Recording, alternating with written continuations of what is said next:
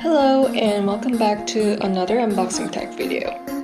Today's video is a little special, as some of you guys can tell I have got my hands on the brand new Galaxy Note 9. So without further ado, let's begin our unboxing. So we push out the actual box from the outer layer, and I thought there might be another push box.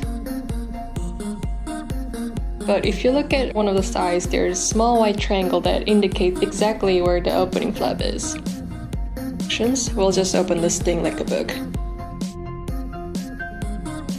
And there is Samsung Galaxy Note 9. Let's put it away for now and look at what else is in the box. On the top of the actual phone was this box of instruction manuals. You see they include an eject pin for your SIM card. Aside from that, there is also a reference guide, some safety information, and instruction sheet for setting up Samsung account. Further inside is an example of some lovely compartmentalizing. In the top shelf, we have the charger, earbuds, extra earbud form, and extra S Pen nibs on the removal tool. In the bottom left shelf, there's a USB connector, and on the bottom right is a travel adapter if you want to plug your phone into the wall.